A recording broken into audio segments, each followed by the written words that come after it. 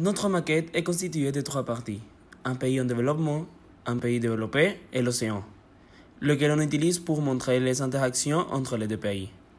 Dans le pays en développement, on voit des usines, des mines, de l'exploitation des ressources agricoles, un petit village et un petit port. Cependant, dans les pays développés, on trouve des autoroutes, un aéroport, des grands bâtiments, des compagnies comme Amazon et Apple, un centre de recherche et un grand port. Finalement, on voit comment des bateaux traversent la mer vers les pays développés pour transporter des produits faits dans les pays en développement. Notre maquette nous permet donc de voir plusieurs choses. Parmi elles, on pourrait noter la division internationale du travail. On remarque premièrement que dans les CBD des pays développés, on y trouve plusieurs sièges d'entreprises. On a représenté surtout des FTN. C'est dans ces sièges où on se fait le travail administratif et c'est là que les produits vont souvent être conçus. Ces entreprises vont souvent fabriquer ces produits ailleurs.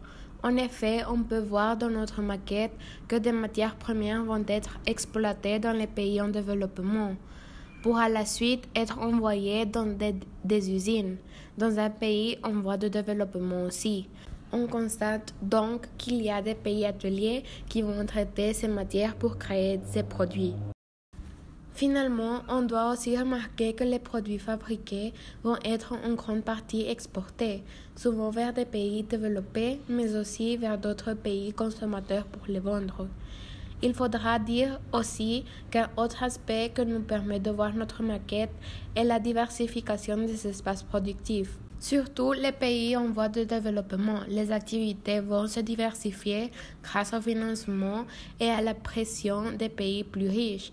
Ceci est visible grâce aux différentes activités représentées dans les pays en développement dans la maquette, exploitation agricole, exploitation minière, secteur industriel. Tout de même, cette diversification d'activités se voit aussi dans les pays riches.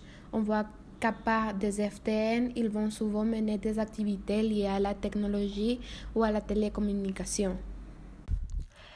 La Division internationale du travail a comme conséquence l'apparition de plusieurs flux. Dans un premier temps, on peut observer les flux de produits primaires. Ceux-ci sont surtout entre les fournisseurs, généralement provenant des pays développés, vers les usines. Ceci crée de nouveaux flux économiques, alors que les pays plus riches doivent financer ces productions.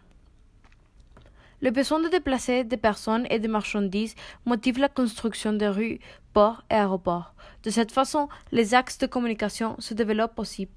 Par contre, l'apparition de nouveaux flux a d'autres conséquences.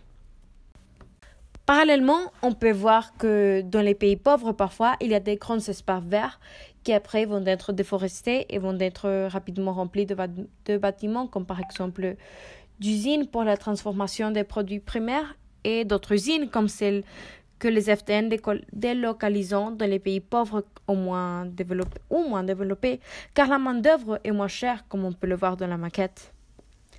Aussi, ils voudront plus d'espace et vont urbaniser ces espaces verts, donc déforestation. Et pour conséquence, il y a moins de végétation, donc moins de flore qui produisent d'oxygène. Il y a plus de pollution dans le monde, donc plus de CO2. On accélère le réchauffement climatique. Aussi, on pollue avec le transport de matières primes, le transport de produits en camions, avions, etc. vers d'autres pays, donc l'exportation.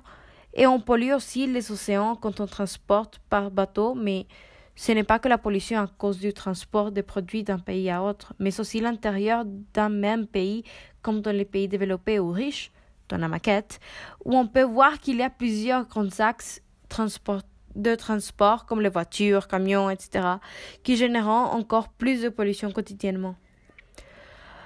Et pour finaliser, on va parler que la Division internationale du travail va, comme on l'a déjà dit, générer une diversification des espaces produits, surtout dans les pays en voie de développement, mais aussi dans les pays plus riches.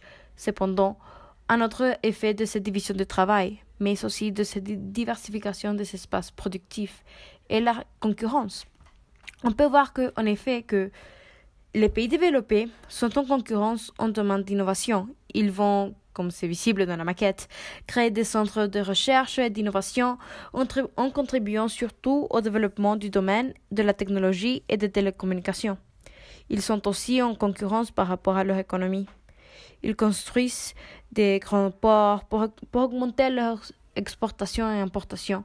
Ils essayent d'attirer de nombreux FDN qui vont principalement installer ses sièges dans les CBD. Il y a aussi une concurrence entre les différentes entreprises qui doivent se faire face pour obtenir un nombre plus large de demandeurs et augmenter leurs ventes et leurs profits. Et finalement, il existe une concurrence entre les pays en développement qui rivalisent pour attirer des investissements étrangers. Merci.